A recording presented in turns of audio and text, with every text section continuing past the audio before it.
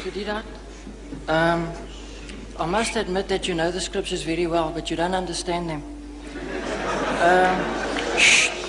Mr. Diedat, I don't proclaim to have to answer your questions, but I would like you to explain two questions. I'd like you to explain two issues, to me. And that is the first one, when Peter walked on the water to Jesus, then he sunk into the water.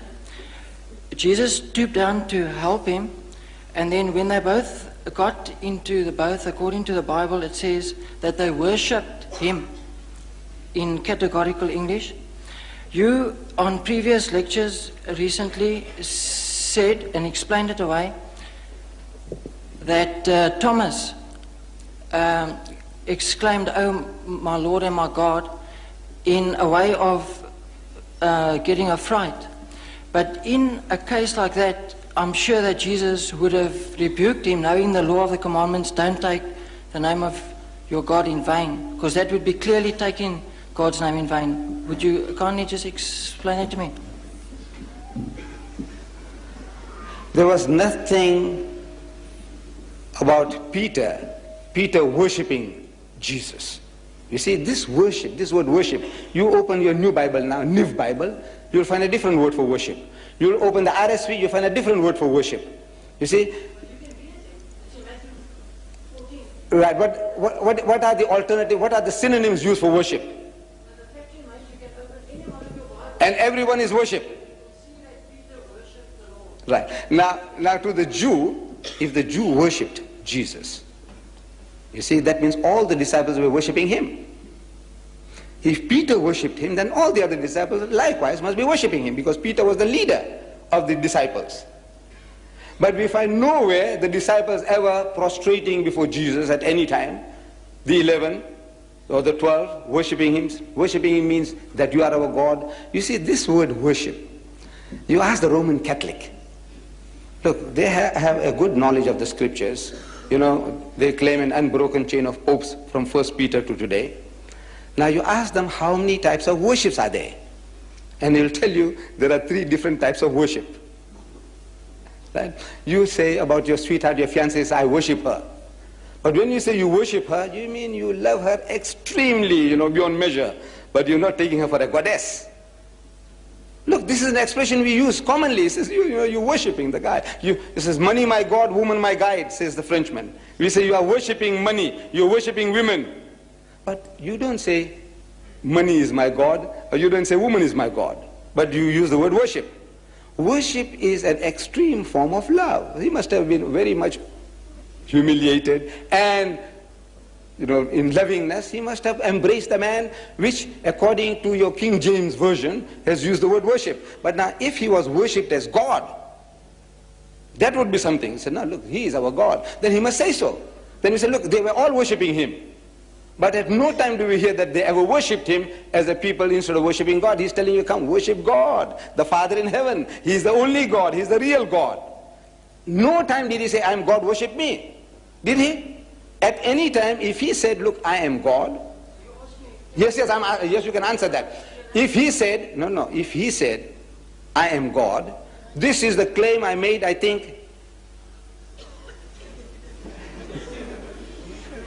no good. You see, I made a claim, very simple, straightforward.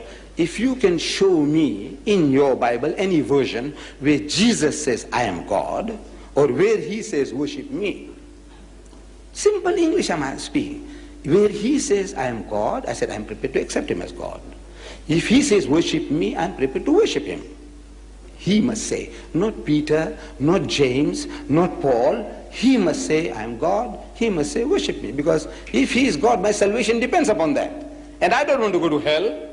I want to follow him. Now that is just, may I interject you there? That's the very point of issue there.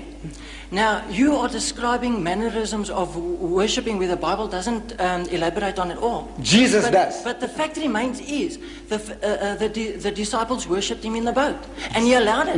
And that's all it says. Jesus showed you how to worship. in the Garden of Gethsemane. If you remember, it says he went a little further and fell on his face and prayed to God. Yes, Didn't he set you an example? With due respect, is, you are reading words into the Bible. You find that verse in Matthew. And he went a little further. Except the fact that he dropped down on his face and so on. So but that makes no eyes. The fact remains the Jews, disciples the did Jews, worship him. No, how did the Jews worship? Look, if you want to know the Muslims how they worship, you go to the mosque. Go to the mosque and see how they worship. You see, Allahu Akbar, they stand, they read chapters and verses, they go into semi-bend position, they get up, they go down to the ground, touching the forehead onto the earth. This is how the Muslims worship, right? So if I said, look, this chairman or the people worship Deedat, meaning that they loved him with exceeding love. Right. But now you say worship. Now, if the people have a wrong idea, they say, look, what did they do? Did they make ablution and come? And did they fall down prostrate before Mr. Deedat? He says, no. He said, what do you mean they worshipped him? He said, no. Oh man, they were gone mad after him. That's quite a different thing. You see, now you are using a word and you are explaining something else figuratively. But that's exactly what you are doing now. No, I'm not doing that. Jesus Christ and all the prophets, they had a form of worship, the Jews, which you are not following, you don't know. Look, and Abraham fell on his face and prayed to God. And Moses and Aaron fell on their faces and prayed to God. And Joshua fell on his face and prayed to God. And Jesus fell on his face and prayed to God. Look, everybody falling on their faces and praying. What is this? This is the way you worship God. Fall on your face and pray. The Pope, wherever he goes, he kisses the ground. He makes the prostration, as the Muslim does. See, maybe, I don't know, he's communing with the soil or what, I don't know. But he's doing exactly as the Muslim does. Then you might say he's worshipping the ground. He goes to Nigeria, he worships the ground there. He goes to Poland, he worships the ground there. No, he's not worshipping. He's showing some kind of humility, respect, maybe. But now, Moses, this is how he did it. Jesus did it. Abraham did it. Joshua did it. But you don't do it. So you have your own idea about worship.